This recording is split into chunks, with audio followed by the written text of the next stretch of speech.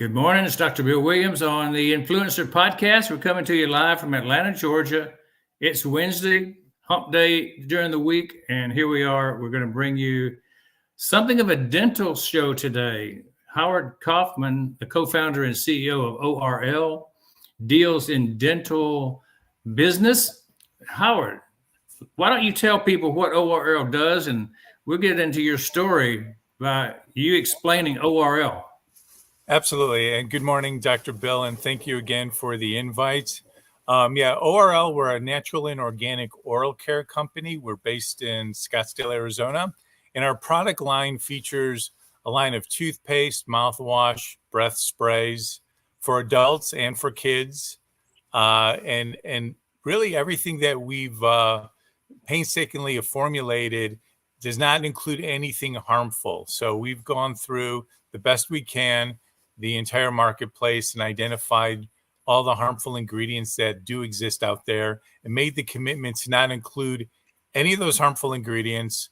We only use natural and organic ingredients, and we formulated a product that delivers a perfect 7.0 pH balance, which is becoming more and more important for people just to have a healthier lifestyle and to maintain a better oral microbiome in their mouth.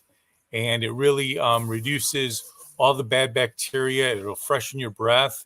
As the pH is raised in your mouth, it'll naturally whiten your teeth. And the last piece of our brand, too, is we are focusing on being more sustainable as we developed our product line, learning that it's estimated worldwide 1 billion plastic tubes of toothpaste hit landfills every year. So all of our products don't use any plastic tubes or bottles. They're in recyclable glass or recyclable aluminum. So you fit right in with the green and sustainable decade. What you're doing in the oral care product division is basically trying to stay current with what we have. Yeah, we're just trying to be better and really just offering more choice in the market, for the consumer who's trying to live a healthier, more active lifestyle, who's concerned about the ingredients or the chemicals that they're ingesting in their body, not only for themselves, but also for their family. That's who we're just trying to provide additional choice in the market. Because when you take a close look at it, there's a lot of different brands out there, but there aren't, there's some things that are in those ingredients lists that if you took a real close look at, you may be really surprised by. So you want to be differentiating yourself in the marketplace. What Exactly. about 9 out of 10 dentists recommend X or Y or Z? Do you have the dentist's blessing on what you're doing? Yeah, absolutely. We've got more and more dentists, and that's actually a third of our business is we do serve and market to dental practices across the country. And we are finding those dentists that are more interested in natural products, that have patients who are looking for natural products. But what we're also learning, Dr. Bill, is that there are traditional dentists, because our products, there are traditional dentists who do promote fluoride, but they still have patients who are looking for natural products. And we're finding that some of them will actually even recommend our product, but then also encourage the patient to come back every 60, 90 days for a fluoride treatment in the office. And our official stance is, that's personal choice, whether or not you should use fluoride or not, because of being able to formulate to that perfect pH balance. And our toothpaste also contains hydroxyapatite, which is considered a natural fluoride substitute. We've elected to not include fluoride in our formulation. But again, it comes back to what personal choice is. Yeah, the fluoride issue is a big one in dentistry, but it's bigger outside of dentistry among the holistic population, those who are focused on wellness and things like that. I understand that rationale. Of course, fluoride is naturally found in our environment, and it's an essential element for a lot of the enzyme systems that work in the body. So truthfully, we can't work exist without fluoride, but we don't want too much of it. That's the key, right? Absolutely, moderation and regulation, and that's that's why our view. It's not to say at one time down the road, maybe we do look at developing a formulation that may contain that, but right now we've elected because of the pH to right now not include it. Sure. Yeah, just for those people listening in the audience, the debate has raised many eyebrows along the roads to getting to this point where fluoride was added to the water several decades ago to bring community levels of fluoride up to 1 part per million. And if it was above 1 part per million, it was taken out of the water because they found that fluoride caused harder enamel, which resisted cavities, which lowered the dental problems of the children as they form their teeth. So that was kind of the initial part of the equation. Now, let's talk about ORL and how it started. How did you get involved and interested? Because you didn't start off doing dentistry product development, I know. No, unlike you, Dr. Bell, I'm not a dentist and my business partners aren't. But this actually, just to give you a quick background, I come out of the retail marketing world. I have had corporate responsibilities in e-commerce, in the Home Depot environment. More recently, I worked at PetSmart corporately. Mm-hmm. And after leaving PetSmart over 10 years ago, I did wind up doing some consulting, and I got involved in also the healthy snack food space and working for a company that had a line of healthy snack foods that did a lot of private labeling for Whole Foods and Trader Joe's and parts of Kroger and people like that. And to come full circle, so I became more aware of the importance of healthy ingredients, whether it was advanced nutrition in pet food, which has extended the life of pets. And that's one of the reasons why the whole pet segment has grown so explosively, especially dogs and cats. They're actually living a lot longer. So you as a pet parent, you're actually in the market a lot longer, whether you realize it or not. Mm-hmm. And then in the snack food world, a lot of superfoods have emerged, as people are looking more and more for healthier choices in all types of food, whether it's like dried cranberries or different types of ingredients that are being added. So just giving you that as background, it was actually a Starbucks conversation that was now about four and a half years ago on a Saturday. Met a friend who's got a background in compound pharmacy. We actually started talking about consumer trends, and we were discussing this trend of, people are living healthier, the rise of organic food. It was the beginning of the kind of the plant-based meat substitute that was emerging in the market. And we just started talking about different ingredients.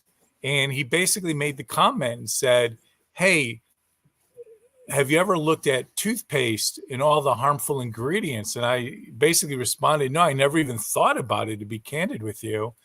And he's like, yeah, there's just a lot of harmful ingredients in it. And from that point, I certainly didn't forget that, but I took no immediate action. We were at a Starbucks. It was a Saturday. I think from there we talked about movies and sports. And after about 45 minutes, said our goodbyes and went on our way. It wasn't until 3 weeks later, grocery shopping at a specialty grocery store that actually has a pretty extensive health and wellness and nutraceutical section, and living in Arizona, residing here now, and getting older, light complexion. What has been, an emerging topic on my mind has been sun protection. So while I was in this grocery store with my wife, I basically said to my wife, Michelle, I'll meet you at checkout because I'm going to go look for the sunscreen, because I was curious, this specialty retailer, what type of sunscreen would they carry? And I knew myself well enough that 1 to 2 ounce tube, one time I'd put down more than probably I'd want to pay for just to see, did it really work or not? So while I was looking for sunscreen, and that's all I was thinking about, as I went into that health and wellness section, I couldn't help but notice the 16-foot long, 4 shelves high of toothpaste and mouthwash and bamboo toothbrushes and breath sprays and throat lozenges. The whole, call it, 9 yards was all there. And at that moment, it triggered the Starbucks conversation. And the lightning strike really was at eye level was a row vertically of toothpaste tubes, a very well-known brand, happened to be it's children's version. I grab it, I'm looking at it. It had all the visual merchandising cues that you'd expect a major brand like this to have that would appeal to parents and moms and certainly kids. And as I looked on the back to look at the label and the ingredients, the lightning strike was right below the list of ingredients, a warning label. And the warning label basically says, not for children 6 years or under. If accidentally swallowed, get immediate medical attention or call poison control. And it listed poison control's phone number. And at that moment, as you can imagine, kind of like the shock, the confusion of why would a children's toothpaste have a warning label? And if there's a problem with this product, what are all the ingredients and the problems with the rest of the products that are on the shelves? And at that point, coming back to my snack food experience, one authority that we would reference, and there's different authorities out there, but one authority that we would reference is a public health database known as PubCam.com. It's a sister site to PubMed. It is from the National Institute of Health. Anyone can go to PubCam.com. In its search bar, you could put in any food ingredient, cosmetic ingredient, in this case, oral care ingredient, and instantaneously you're fed back a full scientific report, everything from the chemistry to where it's used, how it's used, if there's any synonyms or aliases, because different ingredients and chemicals, as you may know, carry different names sometimes. And most importantly, if there's any documented health or safety issues, it's all in that report. So what I wound up doing is myself, and I hired a couple of interns, my daughter who was entering her freshman year of college, and her good friend, they were still on break. We went into every pharmacy we could go to, every grocery store, places like Walmart, Target, Dollar General, went online, identified the top 50 sellers of toothpaste and mouthwashes. I gathered as many labels and samples as I could. The first sampling, the total population was, I think it was like 323 individual SKUs of toothpaste and mouthwashes that we looked at. And we took each label, Dr. Bill, and one by one, and there's duplication of ingredients across SKUs. But either way, we went in and we put each ingredient into that PubChem filter. And to our astonishment, from that initial sampling, 121 harmful ingredients exist in those products, according to PubChem. And that was really the beginning of challenging ourselves. And at this point, I do have a friend who's a dentist. Who introduced me to a periodontist. I have another friend who's a food scientist who introduced me to a formulator. And at that point was, hey, is there an opportunity here to develop something that did not include any of these harmful ingredients that exist on the market that we've identified, but only included natural and organic ingredients? And as we were developing this, one of our dental advisor, he's now a dental advisor of ours, Dr. Todd Anderson, he basically,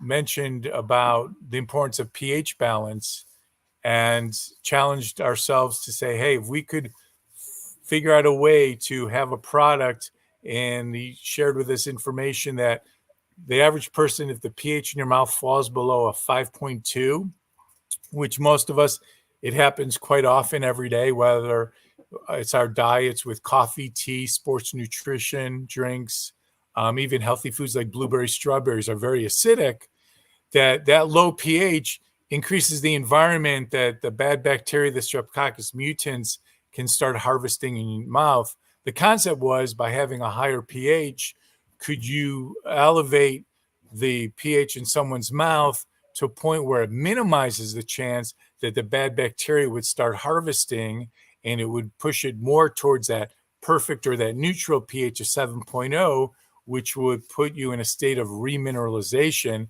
So that was the challenge. So we began formulating. It very much became a Rubik's Cube when you think about efficacy, flavor profile, visual appearance, and pH balance. But ultimately, we were able to kind of, after a few months, figure that out. And to kind of wrap up on this point, we made the decision, myself, business partners, we raised enough capital to come to market, and we came to market in the beginning of 2020, right before the pandemic happened. And that was just the beginning of launching ORL. Very good. Good a summary analysis of where you started from. I have one question related to the things that you identified as a chemistry major in college and as a dentist. I understand when people say a dangerous chemical, and it all depends on the concentration and the quantity. Doesn't depend on the actual chemical sometimes, what's dangerous or what's not dangerous. How do you determine a dangerous ingredient when you look at it? No, that's a fair question. And again, to your point, things in moderation, it does come to choice, right? I have a son who's in his mid-20s, and he basically said, "Hey, Dad, you get so excited about, things like mouthwash." He goes, "I use this mouthwash. It has alcohol in it. It has the disodium, calcium, EDTA in it. You're so excited about that's harmful." I put the mouthwash in my mouth. I rinse 10, 15 seconds. I do it twice a day. I spit it out. He's like, "It's no big deal. I don't know why you're so excited about what you're doing." And I basically just said, "Seth, that's perfectly fine. That is your choice. All you're sharing with me is that you're just not the target market for who ORL is intended for." And that's fine, because we didn't develop a brand thinking like this is going to be a brand for everybody. But to come specifically to answer your question on the ingredient, we are using as an authority the PubCam database. And if it has an icon and it says it's corrosive or it's an irritant or it's an environmental hazard, that's really driving the decision that, okay, we're going to go out of our way to make sure we don't include it. And it's not to say, hey, if we included it in small moderation, maybe it wouldn't have any harmful effect. But just out of principle, the way we've basically our brand architecture in terms of, call it our brand value system, if it has a red icon on it, we're not including the ingredient. Okay, so you're basically saying we're going to be purist in this, and that we're going to offer only non-harmful products. Yeah, and I want to be very clear. We're learning all the time. We're far from perfect. There's even some natural ingredients initially we've included, but we've gotten feedback from consumers. An example would be diatomaceous earth, which was an ingredient in our original form of toothpaste, and it made our toothpaste more paste-like. It's a natural ingredient. It's found in nature. But what we didn't fully maybe realize is that we got some feedback from some consumers who are really concerned about that ingredient because it's derived from shellfish. So from allergy standpoint. And once we thought more about it, it's like, it would be great, even though it's a natural ingredient, there's nothing harmful about it. However, there's a segment of the market that could be an allergic reaction. Let's figure out a different alternative, another solution. And it took us a little bit, but we were able to do that. So it is, we're trying to be very mindful. We're trying to be as pure as possible, but we know that there's, everyone's biology, everyone's reaction to a product is different. A lot of people feel like our mouthwash, for example, because it doesn't contain alcohol and because organic xylitol is one of the key ingredients, it has kind of a soothing, smooth effect. There's like a lacquer or viscosity to it. It's cream color. It's not like your typical blue or green mouthwash. Most people find it doesn't burn. But from time to time, we will have a consumer that says, hey, I didn't like your mouthwash. It burned my mouth. Doesn't happen a lot, but it does happen. So it really comes down to that individual, whether or not they're going to have a positive reaction to a product or not. Yeah, there's so much interesting evidence that you can bring up on every single chemical. Somebody's going to be allergic to anything. So I understand that totally. Um, when you talk about failure of oral care products, and you've been looking at the plethora of things on the shelf, reasons why certain products out there now are harmful. Can you identify some of the major things that you've seen that people should maybe look out for? Oh, and just in terms of ingredients? Yeah, things that your product would stay away from because they avoid a certain ingredient. Right. So, well, we did talk about fluoride. We've made the decision to not include it. Another one is titanium dioxide is in some products, and that's really kind of like it's a chemical that is a whitener. So it will whiten your teeth, but in large amounts, it's actually very harmful as an ingredient. There's other things like hydrated silica, which is in a lot of product. It actually it can become very much an irritant. A common one is glycerin, and glycerin is also considered an irritant.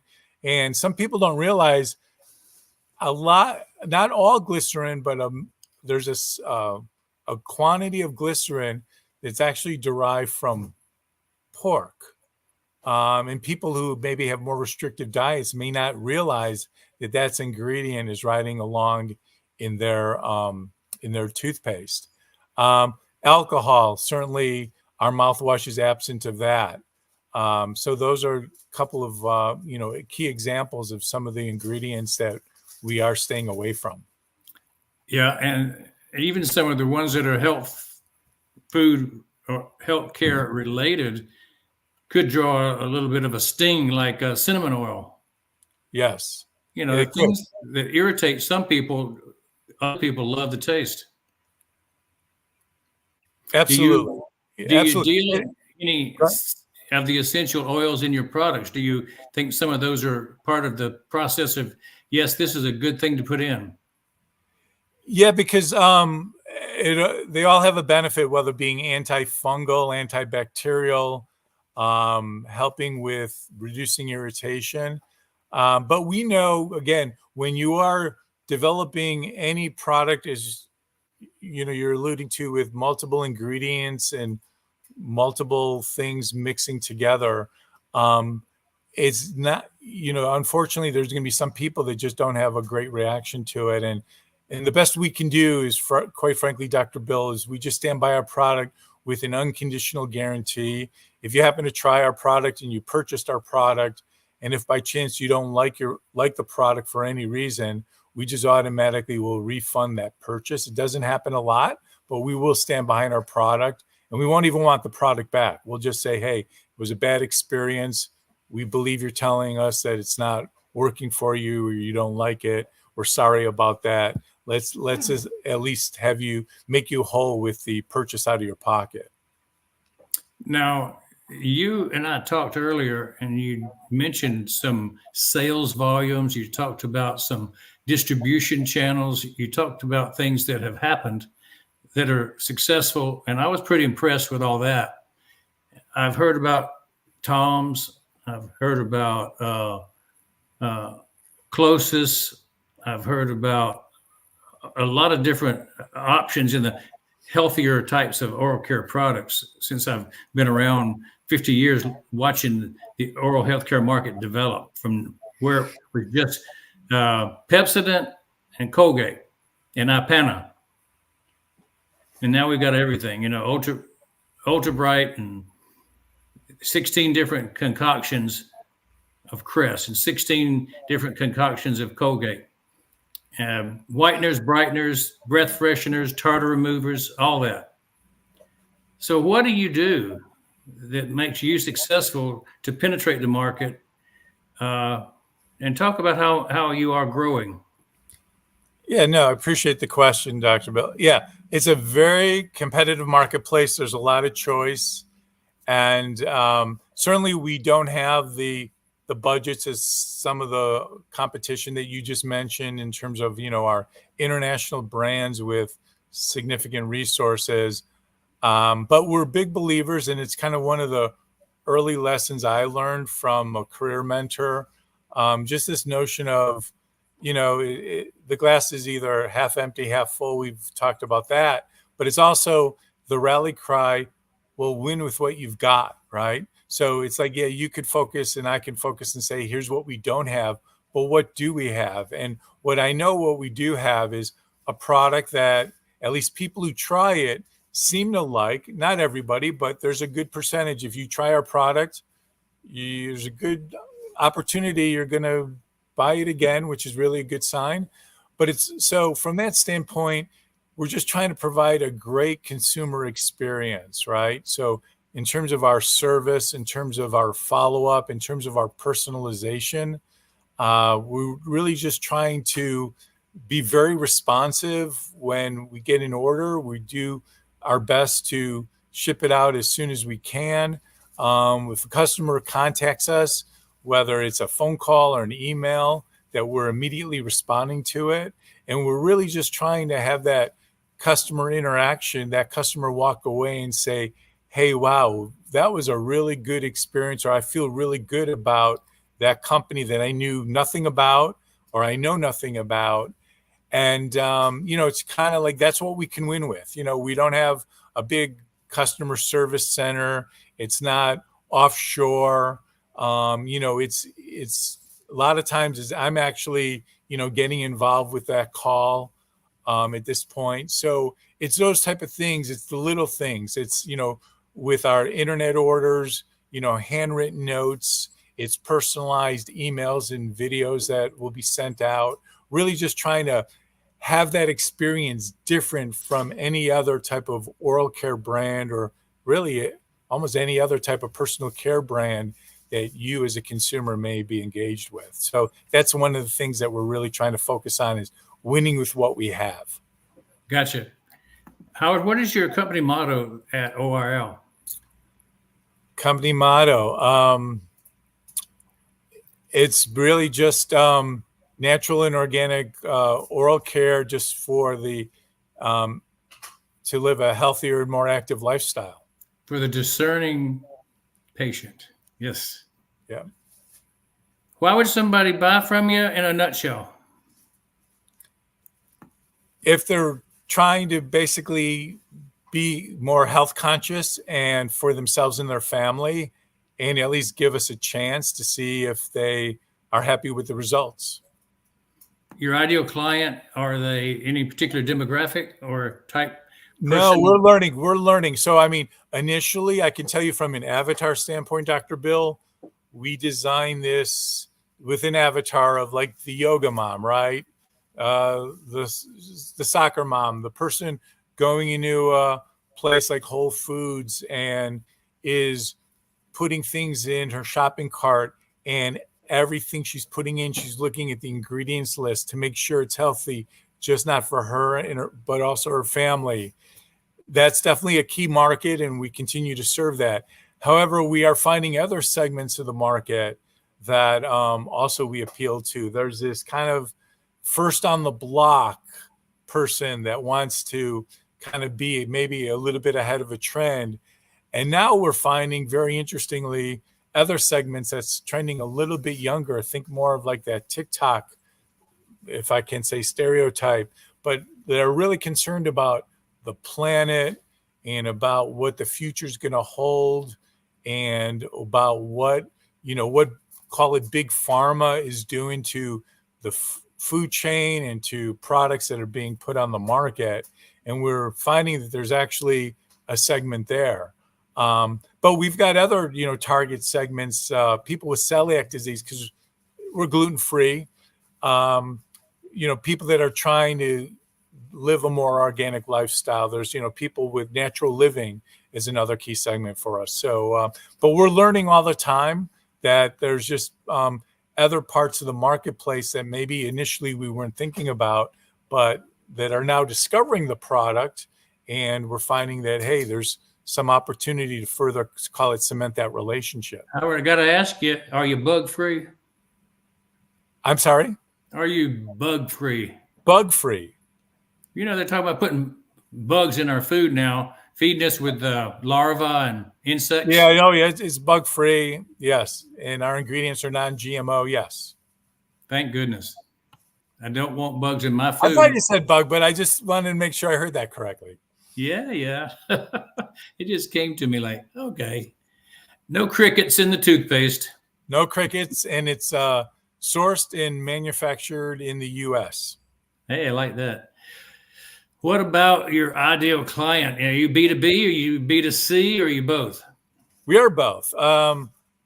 So again, about a third of our business is online, whether it's our websites, and you can find selected SKUs of our product on Amazon. There's some actually selected SKUs that are now available on Walmart.com. A third of our business, we do cater to dental practices, chiropractors, health and wellness centers, places like that. And then a third of our business is in retail, in like natural grocery stores, boutiques, hospitality, vitamin shops, places like that. There's also a version of our product that does also have, we do have a formulation with full spectrum CBD oil that is really catering to those that have maybe more advanced periodontal issues, or those people that are just trying to adopt CBD more into their lifestyle. We're not a CBD company, but we do have a CBD version of the product. So there's like certain CBD stores and boutiques across the country. I think my most recent look at this, in terms of retail locations, we're now found in 28 states, but most of it is skewed more in the western part of the U.S. Gotcha.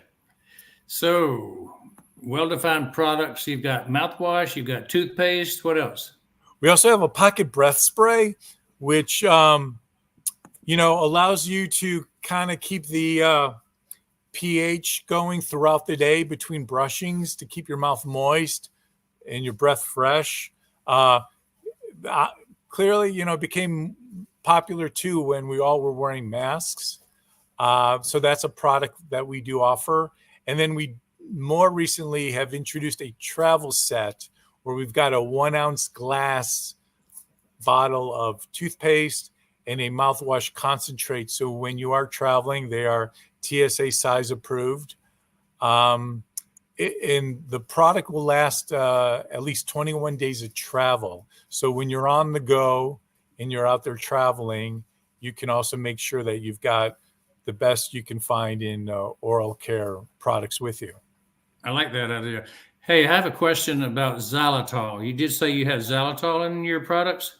Yeah, we have organic xylitol, which for those that maybe aren't that familiar with xylitol, xylitol is a natural sweetener. It's antimicrobial, will eliminate bad bacteria. But it's interesting how it eliminates the bad bacteria is that the Streptococcus mutans that we mentioned, it consumes sugar.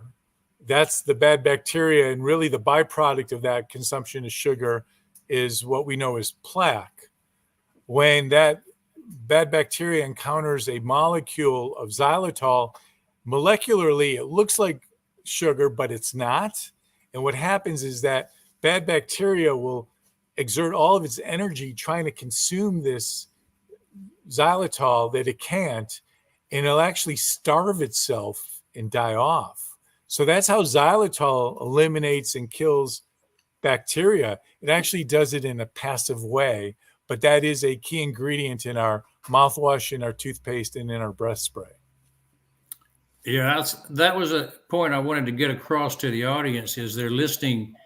Xylitol is a very good additive to any oral care product. The bacteria cannot metabolize that particular sugar. It's just a biological impossibility. So it stops the replication of creating acids. And so your pH doesn't go down because the acid is not produced by that bacteria. That whatever creates the low pH doesn't happen when you have xylitol present, as opposed to sucrose, which turns into glucose, and that immediately turns into something the bacteria love and can turn it to acid, which dissolves the teeth. So I acknowledge that your xylitol ingredient being included is a favorite of dentists. And you explained that very eloquently. Thank you, Dr. Bill, for that. And you would, I'm sure, even know better than me, one downside to xylitol, like if you consumed it and swallowed mass quantities, with some people, it can have a laxative effect. Yeah. And the other thing, and we actually have now labeled on our product, xylitol is actually very harmful to pets, particularly dogs. So do not keep anything with xylitol away from your pet. Very good pointers. So when you're getting the information out about your products, do you rely on any particular online platform to market your company? Well, as previously mentioned, we do have product available on Amazon. So in terms of the size of Amazon, I mean, that somewhat speaks for itself. There's other places where we have information out there about our products. On our own website too, we do develop content, information. Again, because a big part of our brand, it is also the education part, right? Because most people aren't maybe as familiar about the importance of pH balance in their oral care, at least.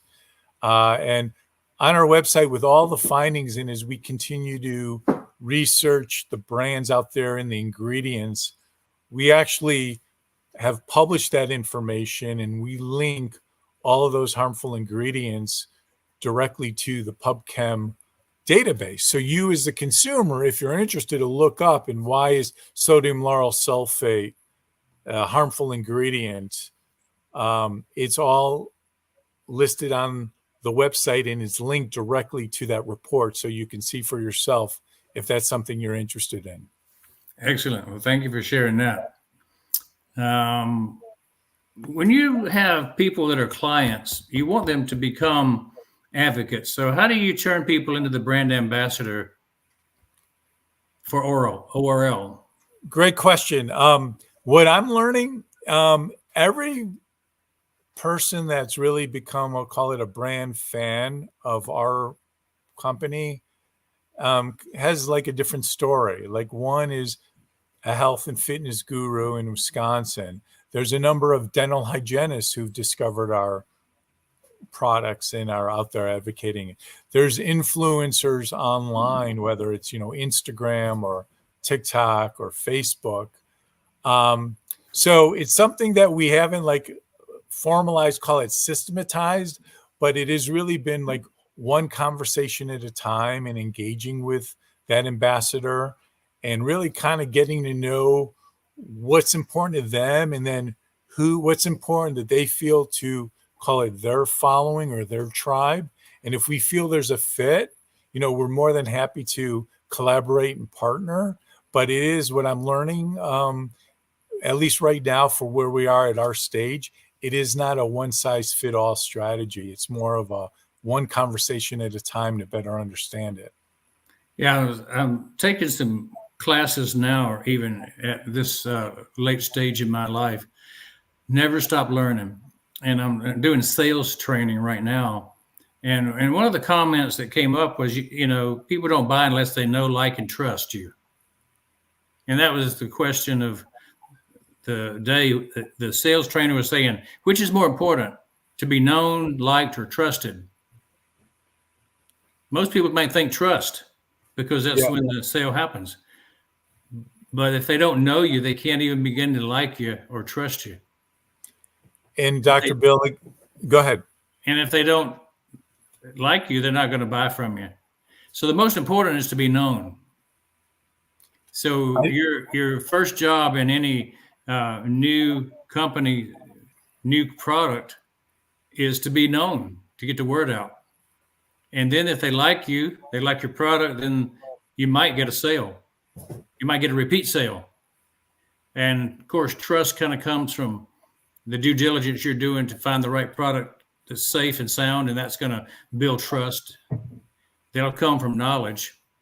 So getting back to the question of which is more important is being known. That's a great point, and that's obviously a universal principle. So thank you for sharing that. Yeah. So what are you grateful for today, Howard? There's a lot to be grateful for, right? I mean, it's obviously family, health, the opportunity to be engaged with what I am doing. And again, this is, we're in this business. We don't know ultimately where it's going to go, but it's really become more of a passion purpose for us. Again, not saying, hey, yeah, we're a brand that's out there feeling it's going to change the world. But this is really, to me, a capstone, if you will, of a lot of experiences throughout one's career. A lot of it's been a little Forrest Gump-like, but that trying to really take the best of the victories that have been won over the years and apply them, but also all of the hard knocks and lessons and failures, and also learn from them, but take all of that and create something now that it just provides a great customer experience that's providing a great purpose. And again, just something that collectively one can be proud of, that is really can help people. And that's really kind of what the focus is right now. It's really just trying to take it to the next level, and at the end of the day, really leave something better than one has found it. That's really ultimately what we're trying to do here. I like that. I like that focus. I'm going to tell you my start of the day before I let you tell me your start of the day. Please. I brush my dang teeth. First thing I do when I get up, and a lot of people say brush after you eat. No. I feel like it's more important to brush your teeth before you start anything else. First of all, it feels good to be fresh and clean. But if you get rid of the bacteria, there's nothing for the food to interact with. It's obviously a great way to start your day. I'm a close second. Mine's actually floss. And most days the first thing I'm doing is I'm running. I'm not going many, many miles, but I'm just going out there just to kind of get going. And it also kind of frees my mind. It's like that quiet time to think about, okay, task at hand and what are my goals for the upcoming day. But I must admit, there are days where, if you're up late or just for whatever reason, not getting up, but I am at least my first thing I am doing is flossing, and then brushing. Yeah. I feel like it's so easy to forget to brush your teeth if you don't start with it. And that's kind of the way I am. I get busy doing things and go, dang, I forgot it's 12 o'clock and I haven't brushed my teeth. But I can definitely say, brush and don't forget it, and you'll be a lot better off. And I'm looking forward to trying your new brand. I know that I used the same toothpaste for about 30 years. And I recently ran out of it, and I tried a new toothpaste. And I was pleasantly surprised that I accepted it. But, you get a favorite, you don't want to switch. So you're hoping definitely that people try your brand and it becomes their favorite, because 30 years of use is a very valuable customer. Very valuable and very loyal. So I definitely respect that. But you're right. That is, as you're a new brand, the challenge to what you talked about before, Dr. Bill, is one, get known, awareness, because no one's heard of you. And then the second piece is gaining trial, right? So if people aren't going to try you, most times people are going to like it by the taste. I have made most of the decisions of what toothpaste I like on taste. And so those that taste good, they stick around. Those that don't, they go quickly to the bin. So I've seen that with patients. I've been treating people for 50 years, and they always ask me, what toothpaste do you recommend? And I said, the one you'll use. That's a great answer. What do you think is your long-term goal with ORL? That's a great question. And as I was indicating before, Dr. Bill, it's really just trying to build something that we can be proud of, and ultimately where it goes, we shall see. Time will tell, right? But it's really trying to apply the best of the learnings into creating something that just is adding value to people's lives. And ultimately, if we do it right and provide a great customer experience, it's almost like I'm a big believer in working the equation backwards. So if you start with what that outcome is, what you ultimately want that consumer to feel and experience, and then figure out, okay, what does it take to do that? If we can get that part right, then I think ultimately we're going to like the answer and ultimately where the brand can go. But I'd be misleading if I said, oh, I predict like within 5 years, this is going to be a $100 million. I'm not at all saying that. I have no idea where it's going to go. But if we do it right, I think we're ultimately going to like where we land with this. Success on the shelf. Success on the shelf, and success, to your point, in terms of being adopted as a habit. Yeah, I think that's a real key to become everybody's favorite habit in the morning to get started, and before they go to bed, maybe use it twice a day. You'll use twice as much, right? True. Yeah. There's an old saying among some of the toothpaste companies, 9 out of 10 dentists recommend. You know where that came from? Marketing department. Marketing. It didn't come from the dentist. They didn't survey 10 dentists. And I always wanted to know, who is that one dentist that didn't, right? Who is that person? Yeah, that was the great marketing ploy that they used. And they've done a great job with it. Yeah, it worked. I mean, it's become the standard ploy. I could think of a particular gum that said a certain number of dentists recommend it. Yeah. Xylitol gum. Maybe you guys should get into the gum business. I think that's a winner. Thank you. Yeah. Now, I want to ask you this. When it's all said and done, we all want to leave a mark. What do you want to be remembered for, Howard, when it's all said and done? Yeah, I guess, Dr. Bill, similar to what I was responding before, that just took something and made it better. And whether it was a product, and certainly people that I've engaged with, there's a lot that I've learned from, call it mentors in my life. I'm now finding myself in situations where I'm now mentoring, call it the next generation or the generation behind that. And it's just that sense of, being there to give back or to provide guidance. So just, at the end of the day, I guess if I had to adopt that Yiddish term, ultimately being a good mensch. There you go. Why not? Why not? What about your company? How can we reach you? What URL would you have people go to buy the products? Thank you. Yeah. So the company's main URL, it's ORL Cares, CARES. So it's ORLCARES.com. Dr. Bill, when we did brand the company, one thing we missed, we weren't smart enough to realize all the good URLs tied up with ORLs involved with like the Bureau of Tourism, City of Orlando, Florida. So we're like, okay, ORL Care. And then we're like, let's make it active. So ORLcares.com.